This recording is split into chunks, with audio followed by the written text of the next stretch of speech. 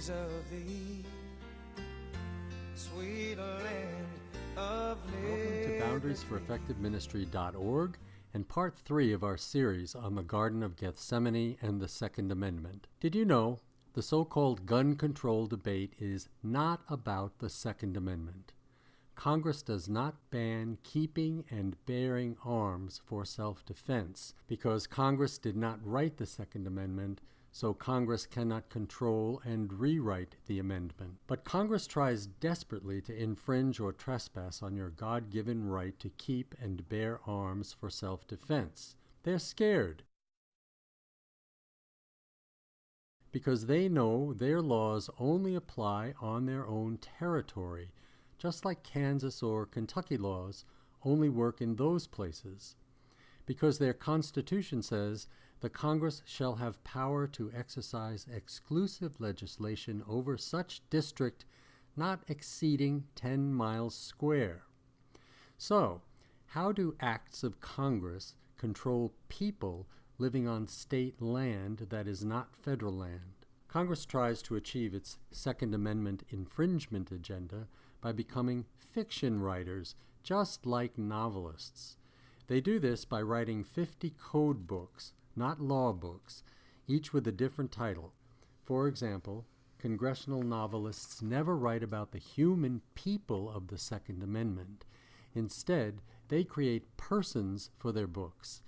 But these fictional persons have no human appearance or human qualities, like the beautiful, self-centered, tempestuous fiction Scarlett O'Hara, or the handsome, self-made millionaire romantic fiction Rhett Butler, or the indestructible... My name's Bob. James Bob. Names is for tombstones, baby. All of these fictions have very human qualities that we can recognize and relate to, but in their code books, government fiction writers define their cast of characters, their persons, as a trust, an estate, a partnership, an association, a company, or a corporation. Or they create citizens, which they define as subjects of the federal government. Just as a real novelist may give her characters human qualities and props, such as charm and beautiful eyes to overpower and devastate others. Go get a dessert. Yeah, she said me. Allow me, Miss O'Hara. Government fiction writers never endow their fictional persons and citizens with motives of self-defense, but only with the evil desire to harm others. And so to prove this, they create fictional props called assault weapons, and then forbid their characters to have them. Congress can define anything as an assault weapon and forbid its fictional persons and citizens from owning such things as an AK-47, a vehicle, a slingshot, a pitchfork, or even a ruler in the hands of a terrorist.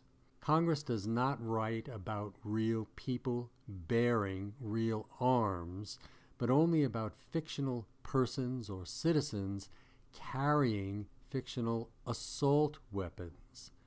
And that's just fine because fictional persons and citizens living only in statute books do not need to defend themselves. And so Congress doesn't trespass on a right given by the Creator, the right to defend one's life, because it never mentions the Second Amendment. But if you are a living, non-fictional man or woman, the people, bearing arms, concealed or openly, you are in the non-fictional real world, bearing arms to defend yourself from assault by others. Congress does not argue with people who have a God-given right to keep and bear arms for their defense. You may decide that you are a citizen who has a right under the Second Amendment to carry any weapon you choose. If so, you are not invoking any right guaranteed by the Second Amendment, which does not mention carrying or weapons or even citizens, which are all fictional terms invented by those who write the statutes for Congress. The God of Abraham always refers to his people, as does the Second Amendment. Citizens and persons are fictional characters created by politicians, so you call yourself a citizen and carry not bear, a fictional assault weapon. In that script, you are a fictional character carrying an assault weapon with presumed intent to assault others, not to defend yourself. You are only a fictional citizen, person, using the Second Amendment to argue with Congress or the President, who never refer to it. They only refer to the harm to school children done by a deranged person not bearing arms, but carrying one of their assault weapons. As you know, fiction writers always control the fate of their characters. Scarlett O'Hara's plea to her creator for a happy ending fell on deaf ears. Frankly, my dear, I don't give a damn.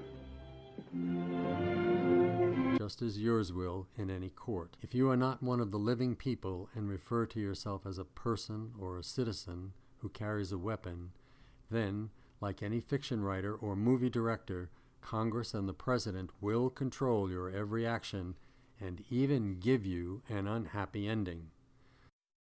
Fiction writers control what they create. Congress creates persons because it cannot create people. Only God can do that. So, if you abdicate from God-created people and choose to play the role of a government-created person or citizen, then you cannot seek God's protection or that of the Second Amendment, which recognizes neither persons nor citizens. Well, there you have it. You may have given up being one of God's people and one of the people of the Second Amendment. In Part 4, we will show how state-licensed ministers of 501c3 churches want you to be a good Christian, another fiction, and not one of God's people who speaks truth to earthly governments. of the